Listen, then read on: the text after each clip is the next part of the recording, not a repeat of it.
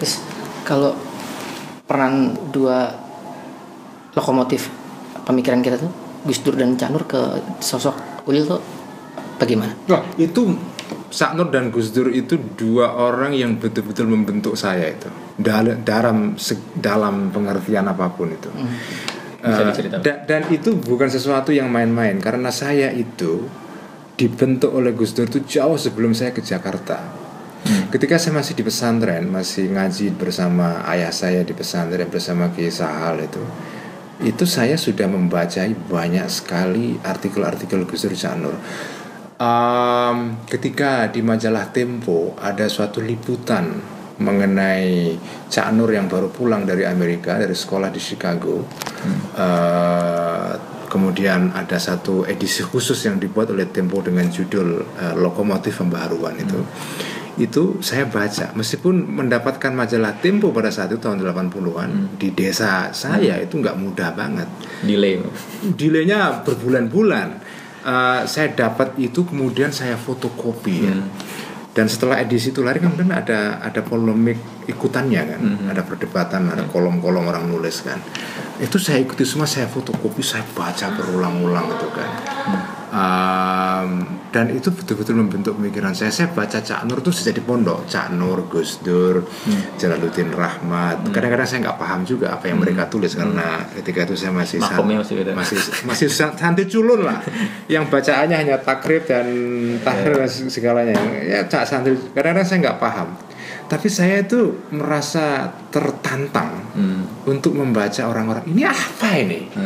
Ada sesuatu tentang Islam, tapi kok nggak seperti yang dikatakan di takrib, di tahrir, Fathul Mu'in yang biasa saya kaji bersama ayah saya itu. Ini apa? What is this?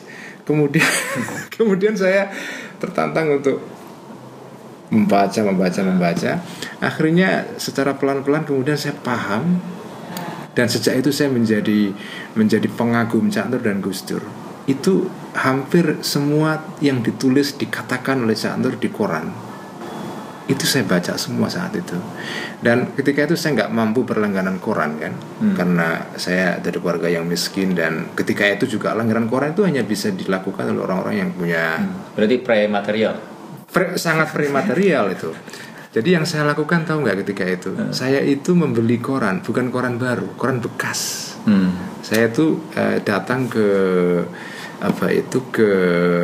toko kelontong di kampung saya, yang biasalah toko kampung jual koran bekas kan. Saya pergi ke toko itu, ada langganan saya, dan saya memilih sendiri koran-koran edisi, misalnya ada kolom di situ yang bagus, saya beli, saya clipping itu. Dan ketika itu saya hanya dengan uang Rp25 saya bisa dapat koran 1 kilo. Dan 1 kilo itu sebenarnya banyak sekali, karena itu saya pilih dari halaman-halaman yang saya suka, yang kalau di situ ada komentar Gus Dur, ada Cak Nur, ada Romo Mangun, ada Dawam Raharjo, ada Kiai Ahmad Siddiq, Johan ya, Johan Effendi, Mukti Ali ya. Mukti Ali saya masih terlalu muda ketika itu, karena Mukti Ali meninggal pada saat saya masih culun juga ya, belum paham saya. Jadi Mas Gus sepakat bahwa pemikiran saat ini hanya memberi catatan kaki pada pemikiran dua tokoh itu. Wah, saya itu ya dibanding Cak Nur sama Gus Dur nggak ada apa-apanya. Saya hanya mengembangkan apa yang mereka sudah mulai lah ya. Bagi saya sumbangan dua orang itu terhadap formasi intelektual diri saya unvaluable lah. Gus, terakhir mungkin Gus, selama ini kan sebagai tokoh pemikir Indonesia banyak undangan, datang ke sana ke sini, bertemu dengan masyarakat, berkomunikasi dengan masyarakat. Ada mungkin satu kegelisahan sosial, intelektual atau apapun itu, kegelisahannya Gus Ulil sendiri yang terus berulang-ulang, dan kalau memang ada, apa itu?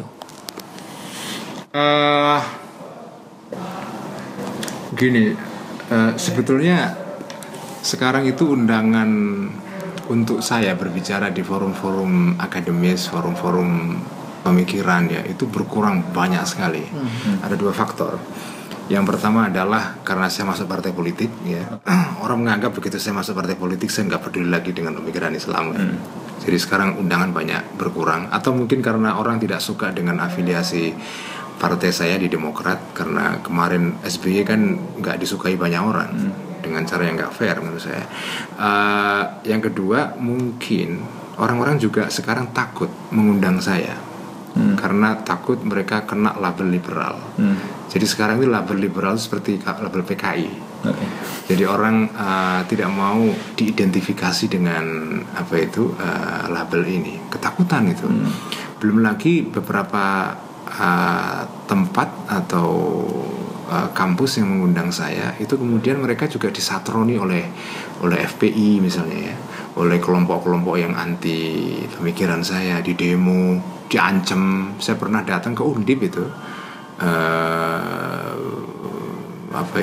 ya ada ribut-ribut lah sebelum saya datang itu, katanya mau ada diprotes ini itu, sampai panitianya pada ketakutan, terus kayak gitu-gitu. Jadi suasana seperti itu membuat orang jadi takut sekarang mengundang saya. Jadi sekarang itu orang jarang mengundang saya, dan saya juga sekarang agak malas juga ngomong seperti itu. Kalaupun diundang ya saya, kalau yang mungkin relevan saya datengin ya. Sekarang saya memandang bahwa ada platform lain yang jauh lebih efektif untuk ngomong ke publik, yaitu media sosial. Saya betul-betul memanfaatkan media sosial itu secara efektif, secara serius ya, melalui Facebook atau Twitter atau sebagian juga YouTube dan juga blog ya. Saya manfaatkan betul sekarang itu. Saya kira daripada saya berbicara hanya dengan 100 orang di sebuah tempat, saya bisa berbicara setiap saat, setiap hari. Kalau dengan Periscope malah bisa kapanpun kan.